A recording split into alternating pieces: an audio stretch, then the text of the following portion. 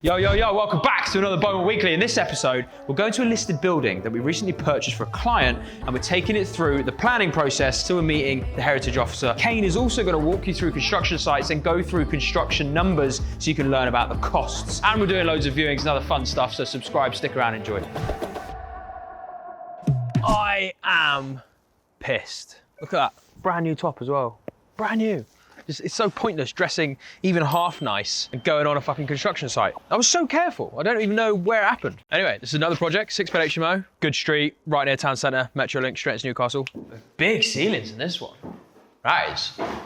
What is that? Feels like a dead badger in here. Yeah, big bedroom, pretty sweet. Don't know why they've pulled out the joinery by the side of the bays. So I've actually never seen this one. So this is the first time me walking around here. Well done, Steve, for securing it. Ensuite corner, out. That'll be Jeff going in here to guide the fucking strip out lads who just gone, out! Out, son, get it out!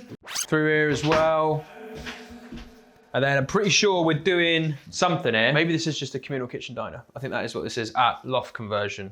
Yeah, weird, cool, nice open space. I'm all for it. Obviously, we'll close out with a door once it's done.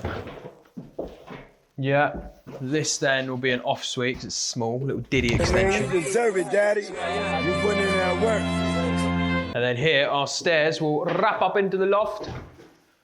And they've already started stripping these stud walls out. 2 in the loft then, so we've got 2 downstairs, 1, 2, 3, 4, 5, or 1 in the loft, 6. So yeah, 6-bed HMO, nice big property. Again, this one is for a client as well. From here, we should hopefully be 16, 18 weeks. That is our rounds of sites up here. But let us know in the comments if you want us to keep sort of revisiting sites as they go on. So you can sort of see the progress and the updates, and I can give you a bit more insights into how we tackle them. Like just here, for example, small little bedroom. We can make this bigger by optimizing more of the circulation area, but we need to allow for the stairs that are going up. So we can repivot some of these doorways and then put a little lobby in here, a new doorway there.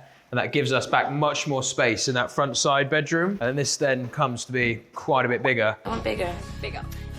Shuffle it into that room a little bit more. Drop both the breasts out. And then this wall comes over here. And that becomes quite a big bedroom. And we get 3 really good sized bedrooms. The ensuite for that one's an off suite in the first floor extension. If we keep revisiting these properties, you'll be able to follow the story a bit more on some of these projects, because we're trying to teach people how to do this stuff. Oh, you learn. You learn. As well as showing our clients what it is we do so that we can... That's a squeaky floorboard, isn't it? Yeah, so we can show our clients what we do, which obviously helps us as a sales process. You can see what we're up to. We're very active. We've got 12 sites on the go at the moment, and we're about to kick off a big one, and then there's another big one to stagger in behind that. So quite a large operation, which is great because it gives us a lot more coverage and affordability for preliminary overheads in the back office to manage this stuff. So we run a tight ship, and the ship is pretty tight now. Wasn't tight before. Starting a construction business is a fucking ball ache. But now we're at that sort of critical mass size where we've got enough back office to support and management to support our on-site operations with a better model on the trades. So i.e. lads on price rather than lads on day rates who aren't incentivized to work hard. So we've done a big shift, and it's taken us about 3-4 months to steer the ship back in the right direction. And now we're in good stead. Everything's moving on program. We're making more money, which is good for us as a business. And it means we're keeping clients' projects on track. Smile for the camera, Sam. Look at that. Wakefield Chats first. Getting on very well yet. Happy birthday today. Oh, happy birthday. Oh, there you go. 21st. Very happy. Okay. I know I look young, like 28 now. Well, fucking old, aren't I? She thought I was in my 40s. But I'll have it. Yeah, I'm sure you fucking would as well. At least your cock would work then. Right, so we're here now. Fucking hobbling along. Smell fresh paint. The walls are getting painted. Wow, closing stages. Very much similar to the last site you've seen. Screens need to go in. They're on site. Bed's gonna go here. Bedside there. Desk along here. Very good, very nice. Bed. Desk. Off suite for this one there. Never gonna make you high. A bit of boxing in there. Just for the soil stack here. Set and fix electrics complete. Bed here. Desk along here. Telly up there. 6 beds. Capex on this job is 240. GDV 300. Capital employed on this. With our management fees and stuff like that, it'll be about 40, 50k. That'll represent, this will produce £600 a room, by the 6, 3,600, 42,000 a year, roughly 50% take home on that. That's £21,000 a year. So I say if he's employing even 50 grand, that is still, what's that work out to? About 40% return, which is fantastic for investments. I think the bank gives you for 5, so 8 times better than the bank on this one. But that's standard practice. Obviously, that's when it's an encumbered asset after we've done a refi. If you just left it on a pure yield basis, it'd be producing 15% yield, which is fucking mint as well if you left it unencumbered. Obviously, we don't advise that, so you can get more bang out your book, get that passive income racked up, because they're still taking home £1,500 a month, not 1,800 or something like that out of it, 15 to 18. We are here. This lovely listed building that we've secured for a client. It's not ours, this one, but we are managing the whole project start to finish. So we secured it, great price, and we are meeting the heritage officer and the planning officer, because we're now in for planning on it for 8 apartments, I believe it is, mix of studios, 1 beds and 2 beds. It's got 4 stories to it, and we're proposing to do a large 3-story rear extension. But because it's listed, we just need to talk about the different features on the front of the building, which the heritage officer may want to pick apart. 1 hour later. And we're done with the walk around with our planner and heritage officer. So we did a good hour going through everything in the building. So I'll show you some examples of things they were looking for. Start with the windows, because this is going to be one of the more costly things to deal with. So they want to ideally keep everything in situ as much as humanly possible. Certainly no UPVC, which we expected anyway. They'll consider various options depending on what's feasible from our side of things, which I appreciate. I appreciate that the heritage officer said, look, it has to make practical sense. Ideally, keep as much as possible. If we can add double glazed units into the existing timber frames, because these are the original timber frames, beautiful frames, but there's just no real way that we can add double glazing into them, not without butchering them completely. So we're probably gonna have to take out all the windows and put in new double glazed timber frames, or potentially look at retaining the single glazed, fixing them up, and then getting an allowance on the EPC where we don't necessarily have to meet a certain EPC rating. We kind of get forgiven because it's a listed building and because we're limited. Now, the other things are, this is obviously a perimeter wall, which is going to be solid brick, but there is some plasterboard on it. I doubt it's thermal boarding. It's probably only about yay thick, but if there is somewhat of a void behind that, it'd be ideal, because we want to be able to thermally board the external walls. And again, it's something we spoke about. They're not overly happy with it because of ventilation, things like that, but we do this all the time in the old properties, so we think we won't have a problem with that. But we do need to retain as much of the skirts and joinery as possible, but we did think that was going to be the case, and we kind of want to, because it is stunning in this property. Chimney breast we want to get rid of. She's not overly happy with us permanently getting rid of a structural part of the building, but showing her the plans, walking her through each room, she sees the benefit in having a flat wall to work off. We're not getting rid of these breasts because of space. We've got enough space. It's purely to give ourselves a flat wall. Yes, we could build a stud wall there and we have a void and then create a flat wall in that way, but then the space does start to become an issue, because then we're knocking out everything by about 300-400 mil, and that can create a knock-on effect in the rooms, making them that bit tighter, which is not ideal, because we've got quite a few studios in this building, and losing 300-400 mil off a whole wall that's maybe a 4 meter length starts to become quite a lot of space loss. We can sink some of our en-suites into these alcoves instead and try and utilize that space, but then it creates an awkward kitchen layout. We could maybe just work the kitchen along and drop in the depth of the worktop. So I think we're going to have to do some cost considerations on the breasts. And look, if we retain the breasts, it's a great saving for our client.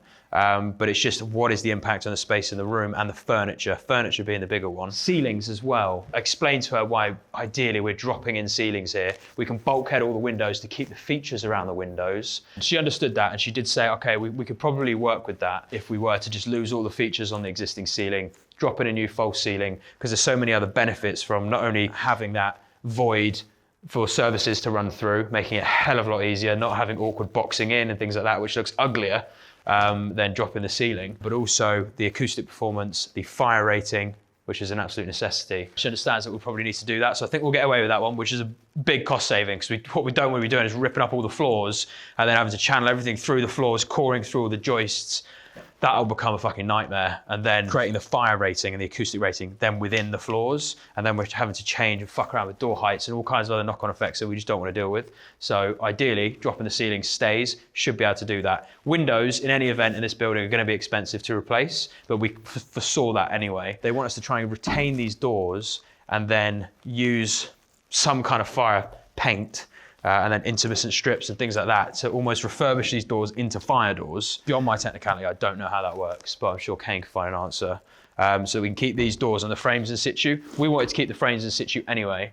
And if there is a way for us to work with these doors, some of which I think are FD30 doors anyway, I don't know. They've literally dealt with the same exact thing on three doors down, where they've refurbished a listed building. It's the exact same thing into apartments, and they managed to keep the doors and improve the doors' fire performance so that they could keep them in situ. But these frames are so nice. We want to keep these frames anyway, and we want to keep the skirts. You'll advise her to keep her skirts clean. And main front doors, we'll probably need to keep. All the stairways stuff we'll keep anyway, but it's all in good nick, so not too worried about that. Roof looks like it needs a retile anyway, and we want to bang a dormer in the back. And I explained that there are these two trusses already running down, and we were going to use the width of those trusses, the existing structure, to determine the width of our dormer. She wasn't too happy about the size of it, but I said, like, look, that is the easiest way for us to work this. We can always step it back from the perimeter wall if she needs. So she's going to go away and think about that. So their whole thing now that we've gone through the whole property and everything else, we may lose a window. Because what we were going to do in the floor above this one was bang in another window opening there, because then we could get 2 bedrooms out of this space and then have a 2-bed apartment instead of a 1-bed. But she immediately was like, I really don't want you doing that window opening. Ideally not do that window opening because of how much it affects the character of the rear yard. It's a blurred area in my mind because I love listed buildings to some extent. I love that we want to protect our heritage. I do love that. So I'm kind of on her side of the fence where I'm like, we should spend the extra money to keep this kind of property and keep its features, keep the stunning work of the trades of the past who built things in such a beautiful way with such care and thought. Like, I genuinely, as a developer, I genuinely love that. That's why we love some of the, like our Northgate building and the castle features it has, and we kept all of those and refurbished them. That's not even listed. We just love the look of the building. Same with this one, it's got some stunning features. Why the fuck would you want to get rid of all this? It looks lovely. And then bang in another window there, that will be a problem for her, which the result is we may lose a bedroom. But equally, we then don't need to get rid of this breast at all, or that door, so we'll save a bit of money and save on a window. There's some cost savings to be had. The bedroom wouldn't have been that big anyway, it kind of would have been like a second child's room. So in this way, we'll get a huge, nice, big master bedroom, cons and pros to everything. But I do love that we protect our heritage in the UK, and Europe's quite good for it. Go to somewhere like Italy, always got these lovely old buildings that they've protected. So I'm all for that. But the problem is having their building regulations stress you the other way, going, you need to hit thermal performance, fire performance, acoustic performance. And you're like, well, how the fuck can you do both practically, really? So it's finding a middle ground between Heritage England, building control, and then the planners. Hello, we're here. Newcastle! Can't be here today, because the downstairs toilet's not connected, but it's pushing on. It's pushing on. Come through here, sonny. Kitchen's delivered now. Oh, that is much better than the one I normally get. Look at the grain on that. So we do these on the wall unit. I want like a charcoal base. It's like black and fucking wood. It looks hem. Pipes up for the boiler now. So that's fucking all good. Finally been skimmed, whitewashed. Bit of shit fucking stuff in there. Get rubbed back, filled in, fucking job done. Yeah, it's coming together. Oh, I like these as well. These are like little squares, so there's like an up and down one, not just a bulb on what you've seen in the previous videos. I've just bought a load of them as well. So they'll be everywhere. Black fixture fittings again, masked up, ready to paint. Oh, fucking hell. As you can see, my old boy, we've changed the purple, so it's not, doesn't look like a clown show anymore. Wrap that round where the bed's gonna be, bedside there. Bedside light up there, quite nice. That in there, might return that round the window, but it's not really particularly good, so I'm just gonna overboard that, lose that window. Still got a little one in there. Look, I love that green, man. Do love that green. Then bedside in here, that there. Put the wardrobe there, because they killed it with the door, you see. Bed here, there. Telly, desk socket, mini fridge socket position down the bottom. Another bit of purple in there. Same again. It's almost there. It's kicking the ass off. Couple of weeks. I've got about 6 lads here on Monday, just to give it a last kill off, then onto the next. So, as you can see now, all the ceilings have been dropped. Nice little bulkhead detail here. Still bringing all the natural light from the bay window. Small double there. In that section, you've got bedside lights. This will get all clipped in, pegged back when we start plastering next week. And see here, we're going to build a bit of a boxing around this section. We'll make good that head detail. So as you see in here again, that's dropped in. We'll dot and dab this straight through. have a back box on that. Again, double all boarded now, so we're ready to plaster. Again, bathroom on suite forms, ready to plaster. Ceiling dropped in here, ready to plaster. What we're going to do now, which is a bit different to the plans, we're going to create a little foyer area so we don't actually need to move this kitchen and disrupt the boiler position. So the extension's still going to be in this section of the yard, which we're going to dig out next week as well, get the foundation set. Our lads next week are finishing another extension, then they're going to come over here and start building this one. So, but this section here is entirely independent to this section. Feeds have been pulled through and left out to the external above the ceiling line, so we can still drop them in. Everything's fine on that front. Again, everything's as per the plan through here. All nice socket positions we'll reuse, and yeah, so it'll flow through nicely. We'll paint this kitchen though to bring it back up to speed. Swap the handles, do the nice bits. Do a bit of stud work here, bring that bit out. We've still got some pipes in here. So on this Artex, because it is still classed as a plaster, we can blue grip that. It's like an adhesive, gives it texture, then we can plaster over that, get it all tidied up. What we've done, we've pulled the bedside tight to over this position. We're gonna have that there, and your 500 unit's gonna come here and kick off that desk position. Wardrobe over there. So in these sections here, we're gonna get a little dado trim, make picture frames out of it, reskim it first, make it look plush. In here, all the overboarding's been done, as you can see, because the ceilings were getting tired. All it is with the old lattice plaster, because they're all on nails, they pull away over time with gravity. Naturally the ceilings start to crack, and we'll go push that back and retain that. But what we've managed to do is keep the lovely detail. Because the room can take it, I've tucked that straight across as well, so we still get the bed in this area here. Decent size area there. Wardrobe's going to go over there, the 1500 unit. Desk area in here. Big room, nice room. In this one, it's my favourite room of the building. Bed's going to come out on this angle here.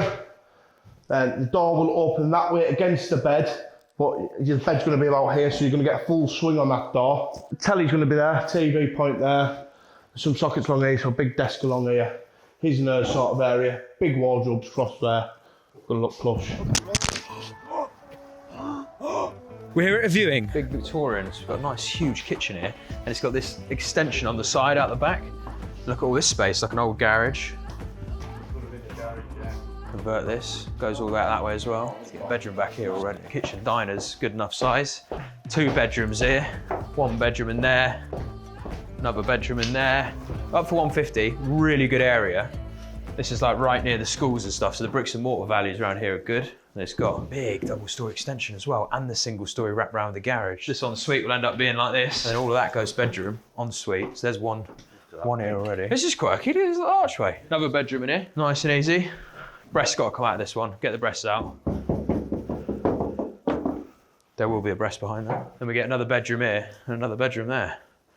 If we want, we don't actually need that either. This could just be a big bedroom with an ensuite. So get a 6-bed out of this all day long. No infrastructural works required. No structural extensions or anything like that required.